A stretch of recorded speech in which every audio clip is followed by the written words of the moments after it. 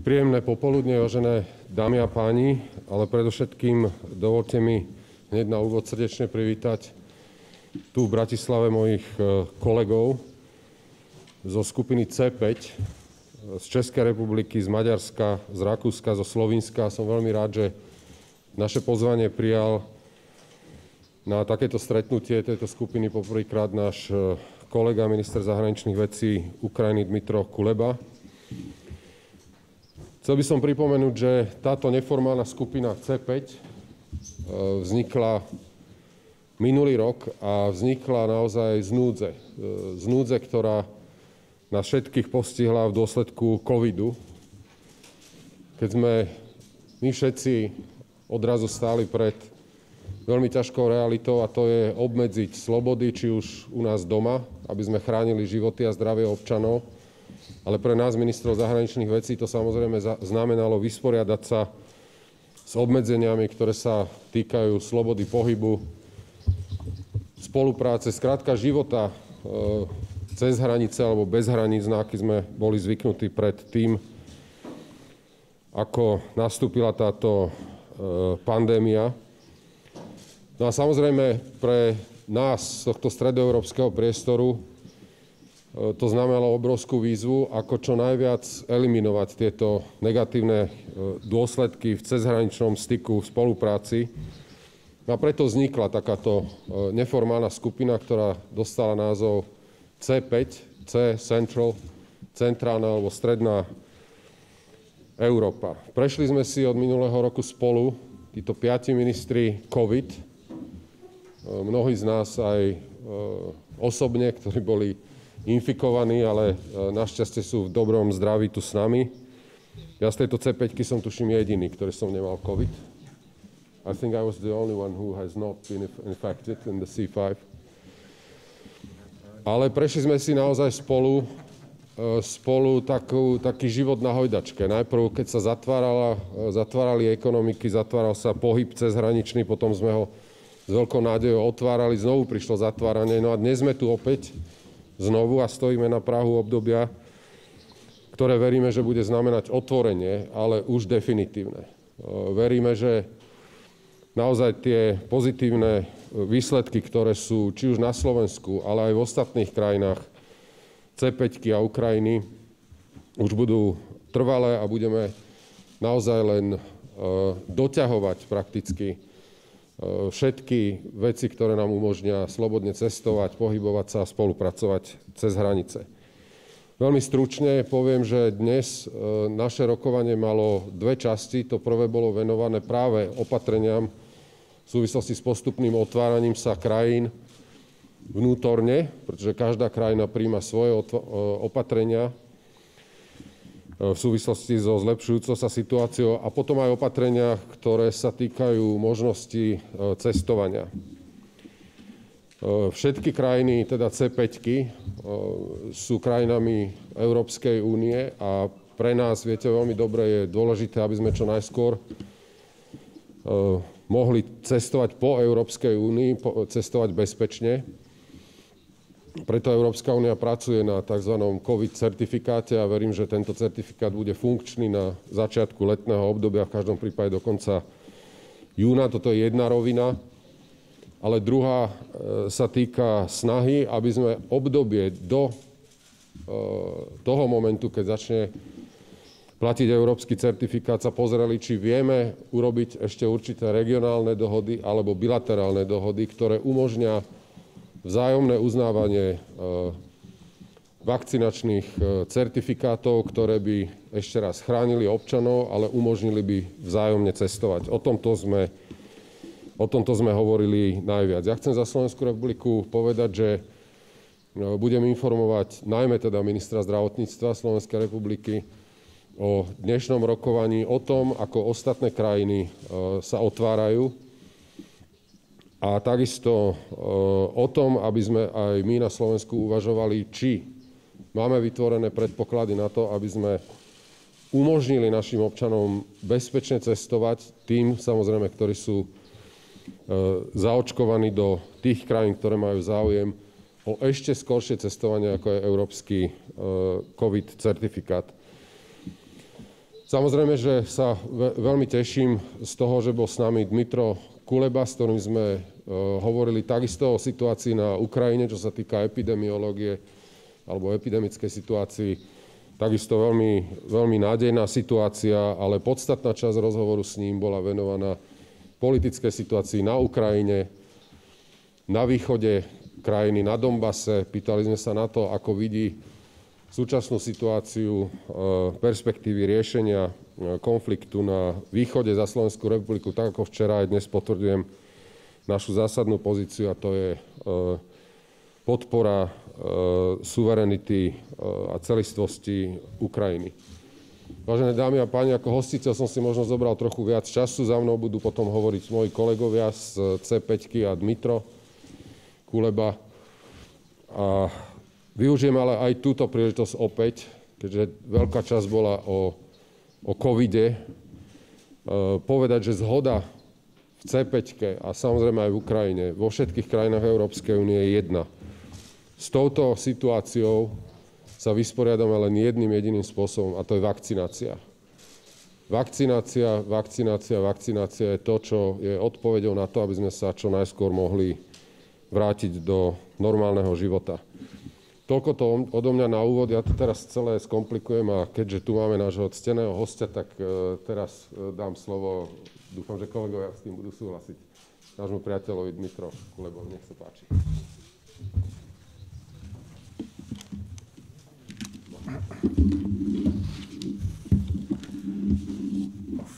Thank you. Thank you, Ivan. Thank you, colleagues. Ukraine shares Central European history and identity. We have strong political and economic bonds with Central European countries. So I did not hesitate for a second to accept the invitation to join this Central 5 format and attend the meeting together with fellow ministers and friends.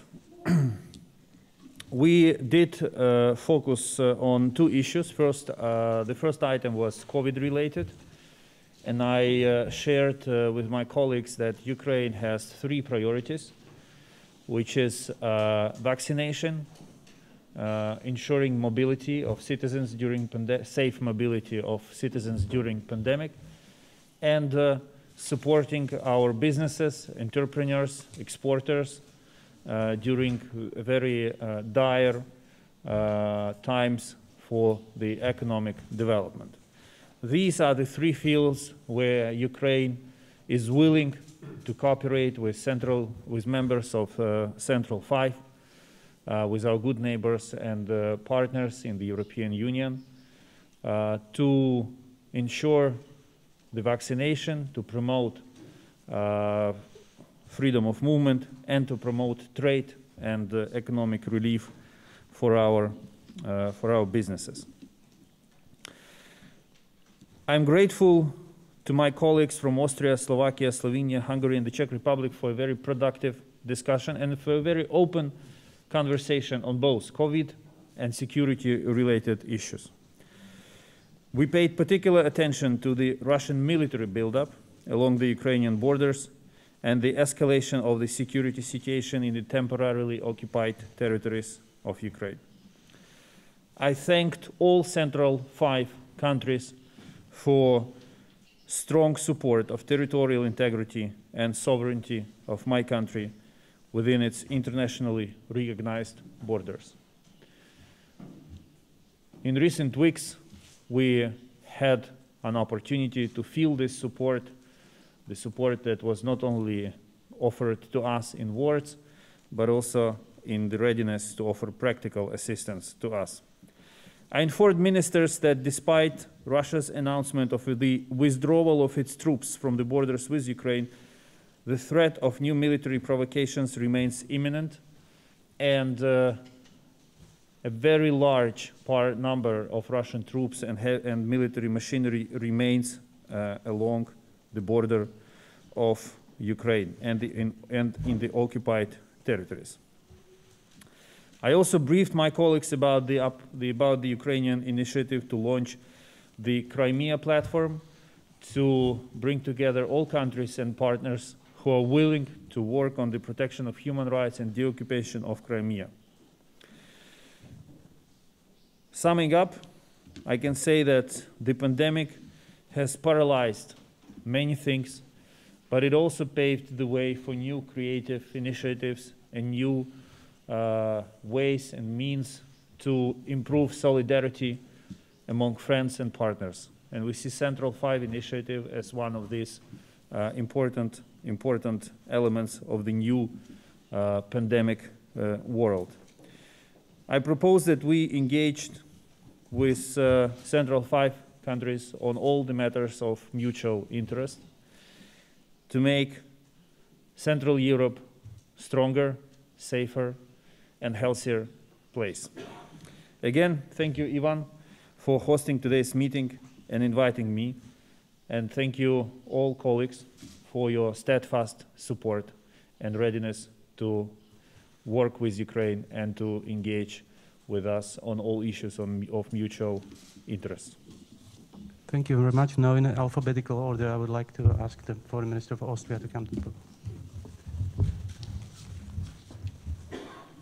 I dare take off the mask, maybe. Ladies and gentlemen, dear colleagues, dear Ivan, thank you, first of all, for this kind invitation to bring us all together. And I want to welcome very warmly in this club Jakub Kulanek, our new Czech colleague and friend. And I'm very pleased to have to say that this Central 5 initiative, which started nearly a year ago, exactly actually a year ago in Vienna, is not only continuing, it's getting stronger, it's alive and kicking, and it has been extended. With the meeting today with our Ukrainian colleague, Dmytro Kuleba, it has proven that it is a valuable political platform where we can exchange ourselves. And there are many topics where we, Central European countries, are all affected, reaching from the relations with Russia, Ukraine, transatlantic relations, COVID-19 and how to grapple with it. So there's actually room, and we could have continued for a couple of hours more discussing the common issues. And I have to say we had a very good exchange with our Ukrainian colleague Dmytro.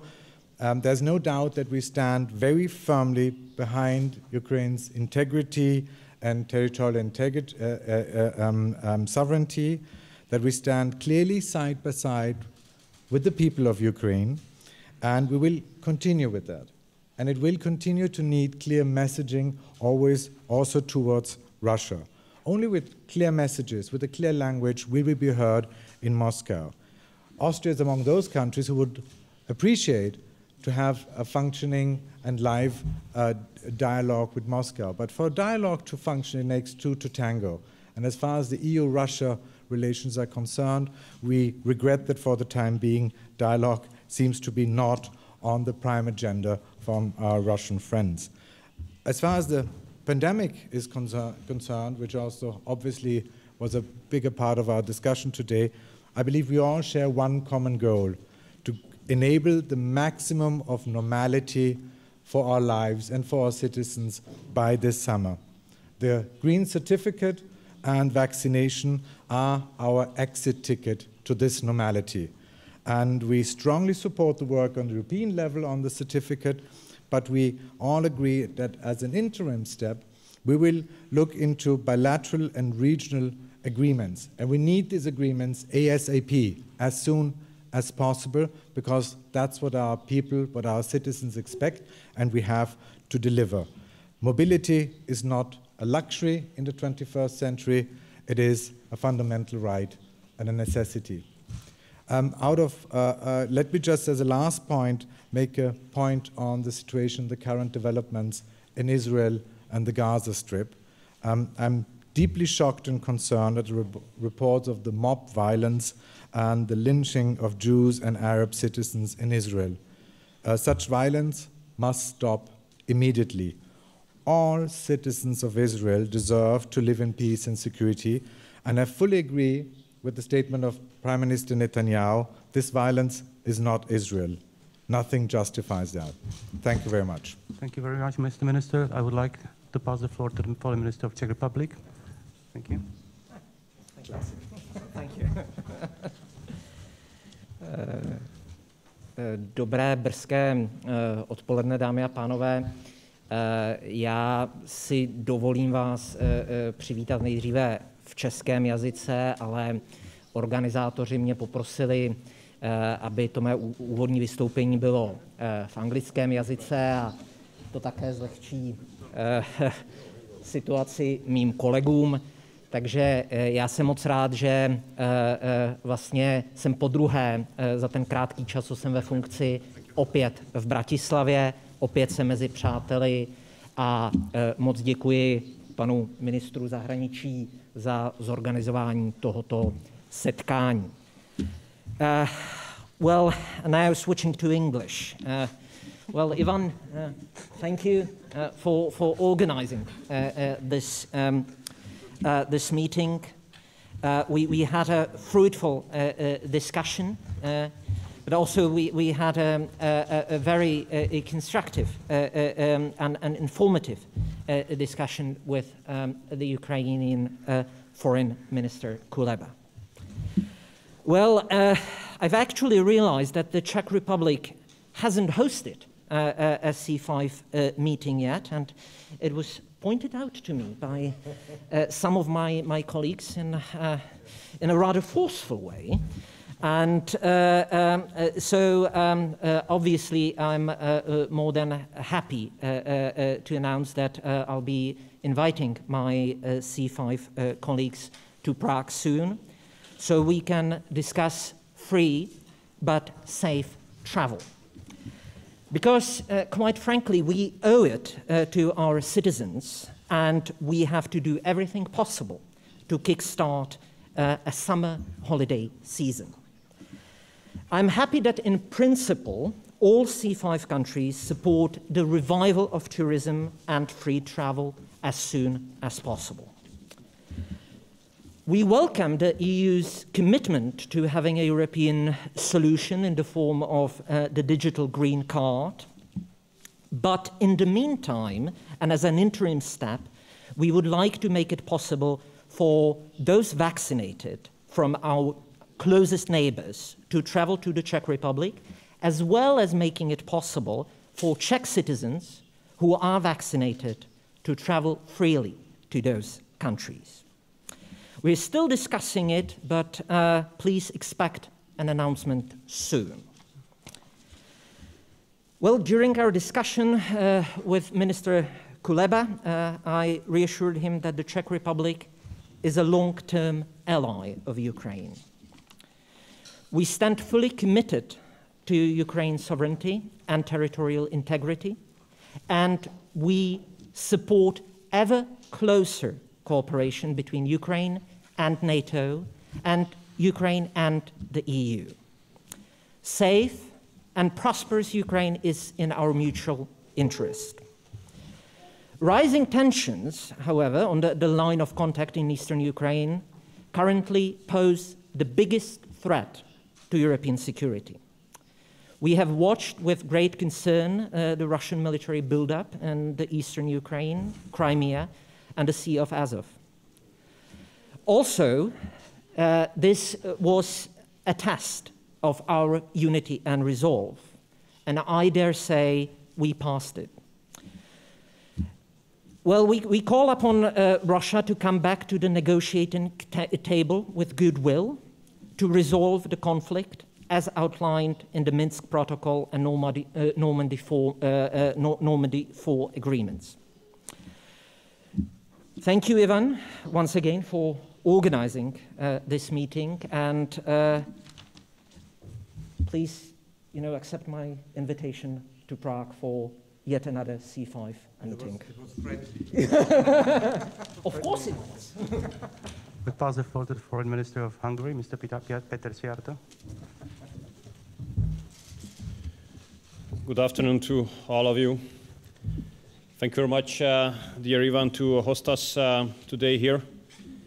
We are happy to come together again in this format. Külön tisztelettel köszöntöm azokat, akik otthonról élőben követnek minket figyelemmel. The responsibility of the governments under the current situation is to protect the lives and the health situation of the people. But in the meantime, it is our responsibility as well to give back the possibility of normal life to our citizens. And these two are in a very, very close interdependence with each other. And there is only one tool to the success in both cases, and this is vaccination. In Hungary, we have never considered vaccines neither as of ideological nor as of geopolitical nature. We have always looked at the vaccines as they are, tools to save lives of our citizens. And maybe this is one of the reasons why we are now #1 when it comes to proportionate vaccination in Europe. We have already vaccinated more than half of our adult population. But the first time when this format was convened by our Austrian friend and colleague Alexander during the first wave of the pandemic, that was a good idea, and this platform has functioned very well. During the first and the second wave, our main job was to repatriate our citizens, to ensure transit to our people, and to keep the trade and economic cooperation alive. As, for example, from the perspective of Hungary, 16% of our trade takes place within this C5 format. And during the third wave, we had to give assistance and help to each other. We were happy and ready to send ventilators to Ukraine, to Slovakia, and we are happy to provide 40,000 vaccines to the Czech Republic at the end of May in order to help their vaccination campaign progressing. A close cooperation within Central Europe was important in the pre-pandemic time, as we performed as the growth engine for Europe. During the pandemic, we have performed very good answers and effective answers to the challenges. And in the post-pandemic, I do believe that a strong Central European cooperation will help the recharging, the restart of our economies as well. There's an international consensus saying vaccination brings security and brings protected status when it comes to your lives and healthcare situation. And I think that after one is vaccinated, we have to make sure that the one is allowed to travel freely and safely around. And we understand that the Europe-wide regulation is yet to come sometimes in the future. We do believe that bilateral agreements are necessary in this regard, bilateral or regional type of agreements, in order to allow the already vaccinated citizens to travel freely. In our case, when it comes to Hungary, we have already completed 7 bilateral agreements, among them Slovenia on the stage, where we allow our already vaccinated citizens to travel freely between the two countries. And it would be great if the Central European region could take the lead in this regard as well. That's why I urge my colleagues to extend the system of agreements of free travels for already vaccinated citizens to a Central European regional level. Hungary is ready.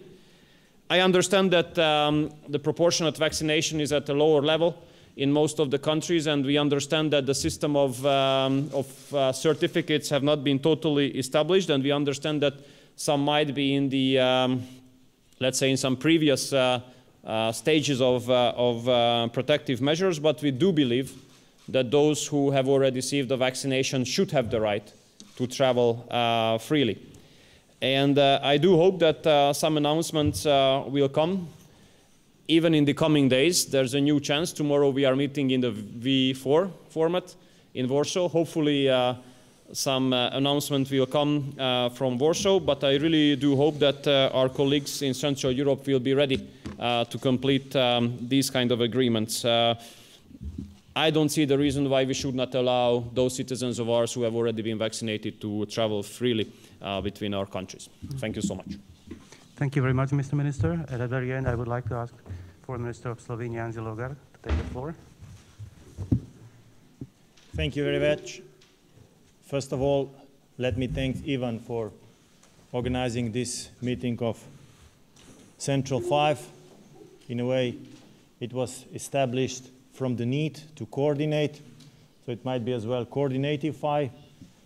And we had a very interesting discussion today. Main topic at the first part of the plenary was as well how to coordinate among us in this period between now and the certificate on the EU level will be adopted. In Slovenia, we are introducing this kind of golden standard, tested, got over it, or vaccinated, that opens the additional door for using services or passing borders. And we are very open for acquiring and agreeing on either bilateral and or regional level.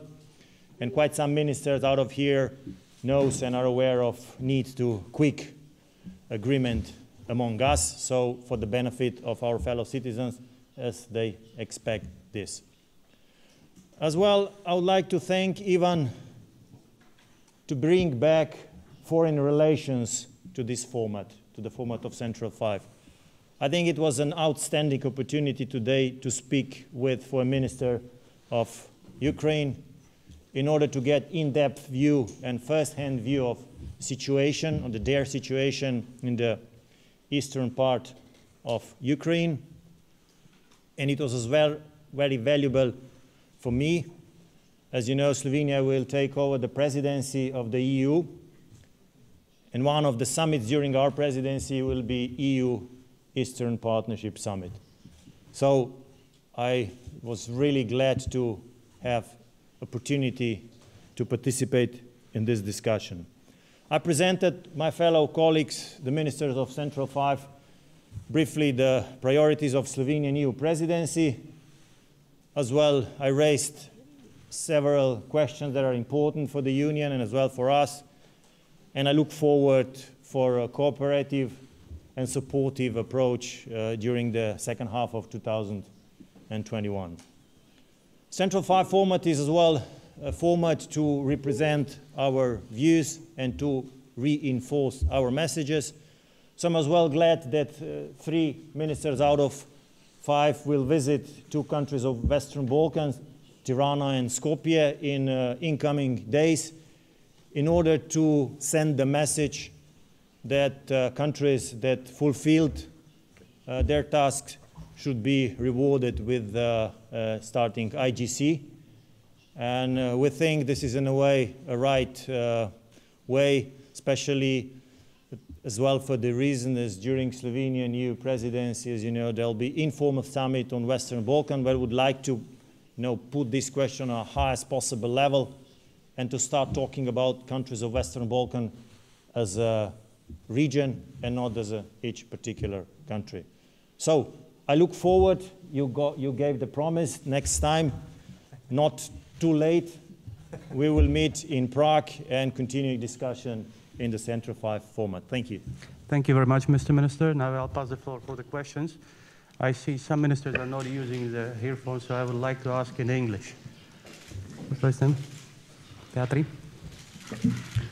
Good afternoon. This is Tomáš Berníček from Slovakian News Teatri. I would like to ask all of you, but it can be kind of complicated, so I will address this question only to the host minister, Korčok.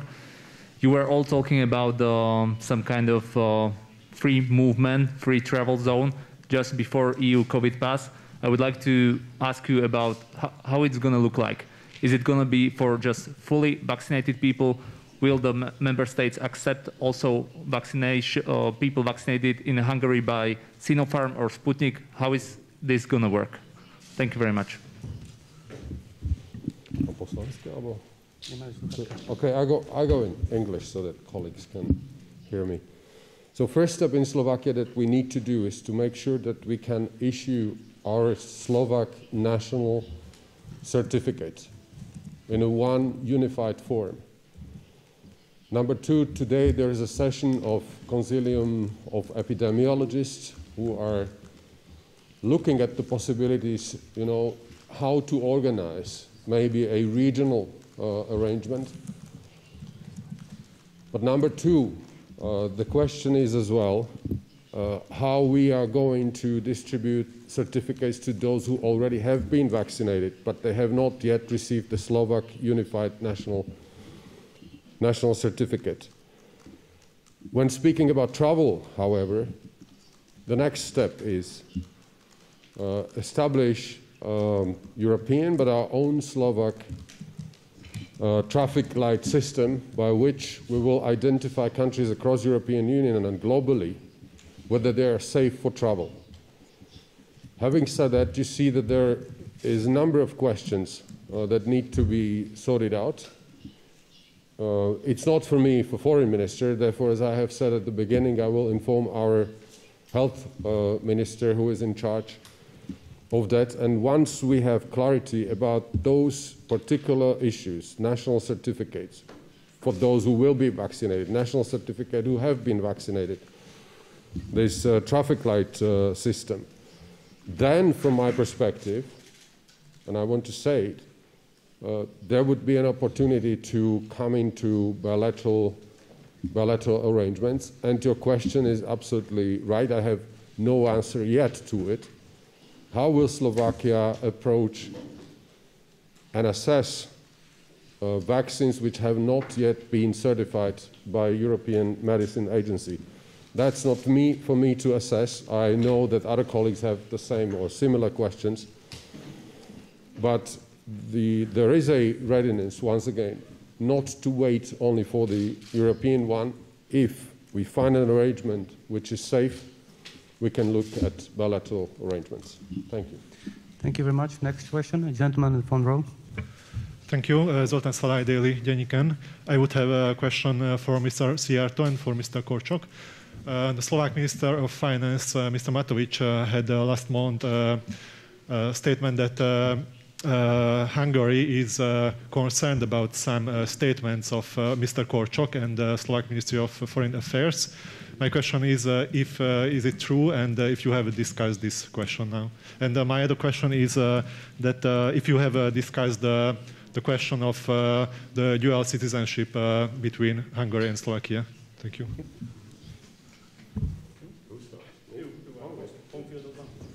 So those are... Teraz neviem, či mám to po slovensky hovoriť, alebo... Okay, I'll go again in English. So the first one was about me being, what, have a hostile relationship? Was it what you have in mind? It was for Mr. Szijjártó, but you have discussed this question. No, we have not. We have not discussed bilateral issues today with my colleague and friend Peter Szijjártó. I am ready to meet bilaterally with Peter Szijjártó, my counterpart, because my intention is to make sure that we have good relationship, because we have good relationship with Hungary, and I'm ready to sit down and really to talk about everything that is important for our countries. So this is my fundamental attitude to it. And the second one was? Dual citizenship.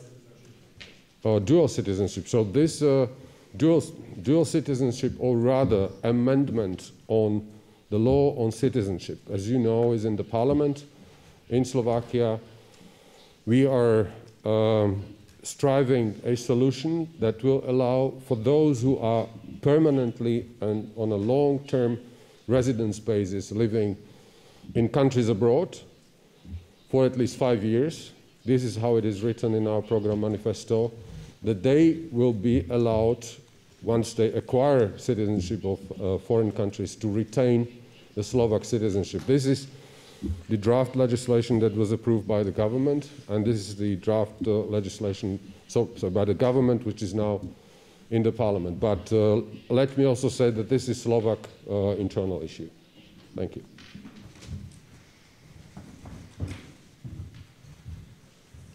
Well, first of all, I'd like to tell you that we have been in office for 11 years now in Hungary, and I've been fulfilling this position almost for 7 years. And one of our major efforts when it comes to foreign policy was always building a good relationship with our neighbors based on mutual respect. And we have worked a lot together with our Slovakian counterparts in order to be able to say that we have never had such a good relationship between the two countries like now. And I would like to be able to repeat this sentence in the future as well. We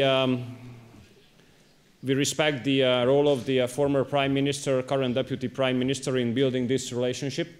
So I will definitely never say anything bad about him because I don't have a reason for that. We respected his tenure as Prime Minister, we respect his tenure currently as Deputy Prime Minister, and we respect everything what he has done for the improvement of our bilateral relationship. And I also respect what Ivan has done for this relationship. I respect his endeavor and goal to keep this relationship on a high level of standards. That's why what we will never do, or we don't want to do, are two things. First, to be involved in domestic political debates of other countries. And number two, definitely not interfere into these debates. And if we have issues what we have to discuss, we definitely will not discuss it through media. First, we speak to each other. And thanks God, we have the chance to speak to each other pretty often. We usually use these opportunities. This time we didn't discuss bilateral issues, but there's no obstacle for that, because we have never had an issue which we couldn't have spoken about. So, and as long as we can speak about everything, I think we are on the safe side. Definitely there are issues where we still have to work on a consensus, but this is the job of politicians to work for the benefit of both of their nations, and we are ready to continue that. Thank you. Probably the last question for the Czech television, I'm sorry. Petr Obrovský from Czech television. I would like to ask C5 ministers, how are you satisfied with the preparation of the unified EU COVID pass? And are you sure that this instrument will come into force on time, which means the half of June or the 1st of July at the latest?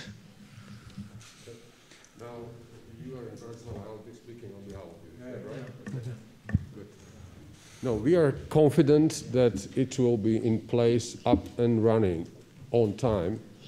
Correct me, colleagues, if I'm wrong, but there is ongoing legislative work, meaning the second trialogue was concluded right now.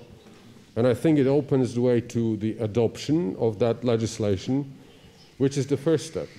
But then one has to see that it's up to the member states to ensure that those digital or paper certificate will be issued duly and according with that legislation on national level. So Slovakia will have its own EU COVID-19 certificate. Hungary will have the same, Austria, and so on and so on. I see, colleagues, correct me if I'm wrong, I see no obstacle at this moment for this certificate not being introduced on time.